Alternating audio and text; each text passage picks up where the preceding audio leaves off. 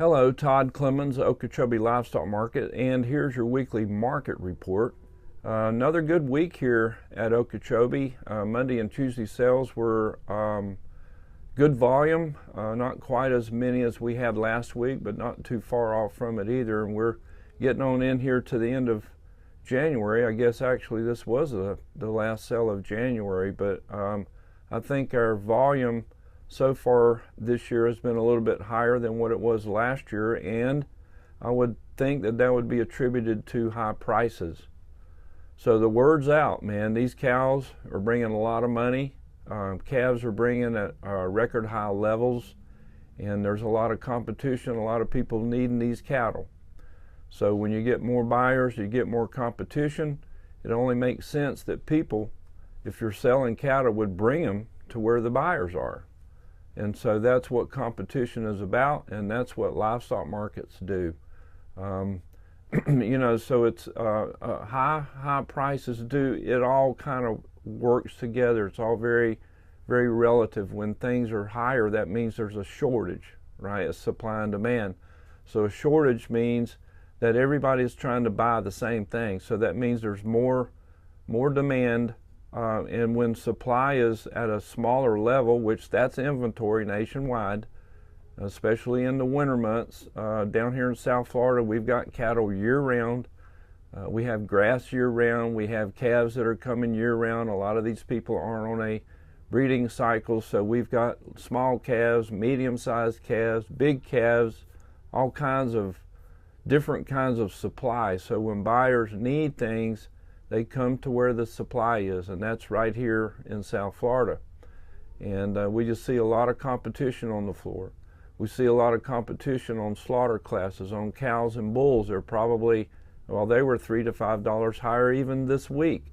And we had a good run of cows, not so much on Monday, kind of short on cows and bulls there Monday, but I guess the word got out pretty quick because they brought them to town on Tuesday. We had a lot of cows and bulls on Tuesday, and they were higher. So anyway, the point is that competition is good, and that means these prices are going to be higher. And the best place to sell anything, as it relates to cattle, is through a price discovery venue like a livestock market. Or you can go to Producers Cattle Auction internet sales and sell truckload lots. There's a lot of competition. And yeah, there's just fewer markets, it seems like, fewer markets around. So we've got to support the market way of life, the competition. We have to support that. So you guys, everybody, the biggest ranchers to the smallest ranchers, send your best calves into the market. If you want top dollar, send them through the ring. The commission is the same as it's been since the day this place opened, 3%. And that's a good deal. You're guaranteed you're going to get top price. You're guaranteed you're going to walk in the office and pick your check up and take it to the bank and be able to cash it. You're guaranteed those things. You're guaranteed that we're going to handle your cattle humanely. We're going to do the best we can to get them pinned up, get them sold through the ring, house them, yard them until the buyer picks them up on their trucks. And so we do all that for you guys. And it's a great time to be using the livestock markets. So I think that cattle numbers, hopefully this year we'll see that the markets are selling more percentage of cattle through the ring, through the sale barns than we are seeing out in the country. And by the way, whatever deals are made in the country, where do you think those prices come from? They don't pull them out of the sky. They may look at a market report, or you may go on your computer and read the USDA market report, but where do those numbers come from? They come from the market reporter. They come from USDA certified market reports that are at all these livestock markets. Everything that's sold through the sale barns, those prices are reported. So people that are trading cattle in the country, they've got to know where the prices come from, and they come from the markets. So to keep that level of good prices at the market, then we've got to see those really good number one calves, the very best of the best, come through the sale barns so we can find out what the price is for those very best calves, because you guys only raise the best, right? I mean, the number ones are what set the tone and set the price for everything else. So you've got number one grade, number one quality calves, and then you've got classes of cattle that are certainly below number ones, and we see a lot of those cattle at livestock markets.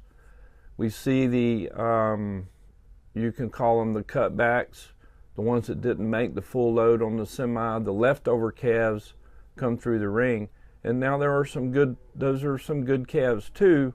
But if you have the best quality, the best of the best come through the rings, and these buyers, that's what they're wanting, because when you see them, they bring top dollar. So the more of those we can see go through the ring and have competition on, then the higher that price is going to be. So is that going to just help you?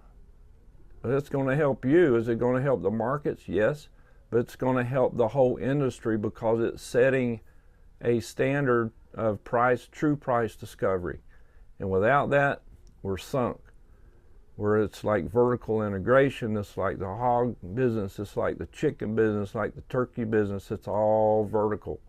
And to keep this thing spread out and keep price discovery in line the way it is, that's going to keep these prices and keep that competition going. So that's my pitch for why you should sell your cattle at your local livestock market.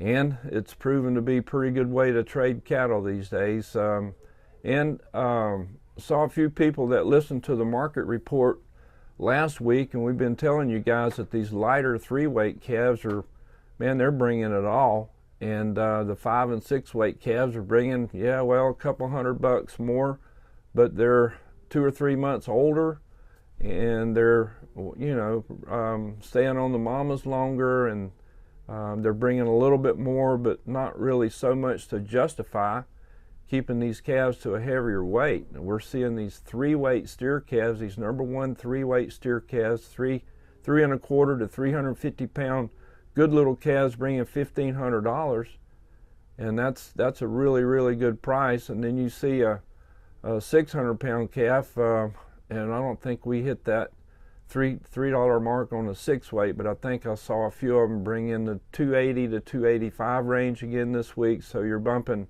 $1,800 on a calf that's twice the size of one that's bringing $1,500. So, you know, you got some options there about which way you want to go with your calves. You've got a lot of choices that you can help your mama cows out by taking those calves off a little bit earlier if you want to. But anyway you go, it's hard to go wrong with the price levels where they are. And last week, I don't know about Monday and Tuesday, I haven't really checked the futures out this week, but last week the futures were just going higher every day, and fat cattle were being traded out of the feedlots.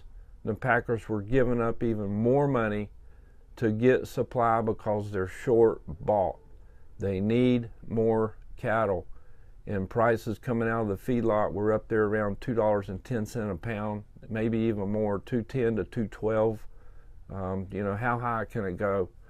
And that's where we're going to figure that out pretty soon. This market just can't keep going up every week.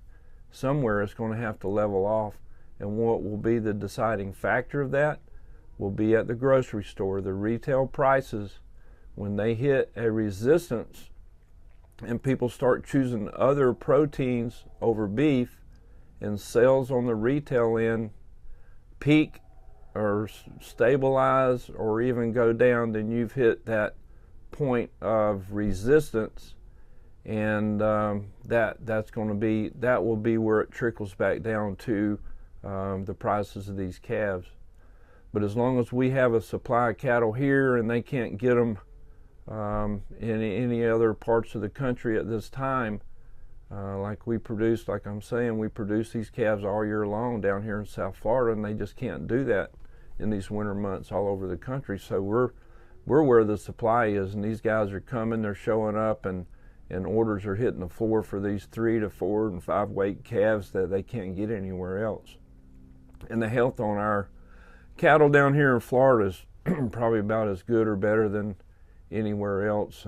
These guys know that they're healthy and strong and vibrant, and they can handle all the mosquitoes and the wet weather and the moccasins and the alligators and all that stuff. They're just tough cattle, and these buyers know that. So that's another reason why we're very fortunate to be in Florida and South Florida where we live, and we can have grass year round. We know we've got a good water supply, and our cattle are tough and strong.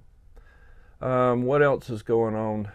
We're having a customer appreciation dinner get together on a Thursday. I believe it's February the 20th. We'll be getting the word out to you, but we do appreciate you guys bringing your cattle into us, either through the ring or through truckload lots of cattle that we sell through Producers Cattle Auction. All you guys are invited to our customer appreciation dinner. We're not selling you anything. We just want to have you here and feed you and have a little social time. And so that'll be on a Thursday. It'll be Thursday, February the 20th, and say around 5 o'clock for happy hour, and we'll eat at 6 and visit and have a good night, enjoying each other's company. And lots of times during sale days, and we're busy and working, and you guys are here, and we don't get a good chance just to talk and sit and visit and catch up. So we're looking forward to that. It'll be a good time. And let's see what else is going on. The markets, the Florida Association of Livestock Markets, having their annual meeting in Gainesville, February the 14th. I believe that's Friday, Valentine's Day, I think it is.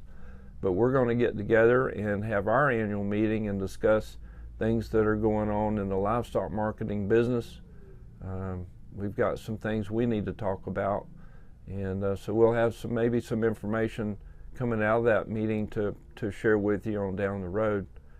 I think that about wraps it up for the market report, except for our high prices.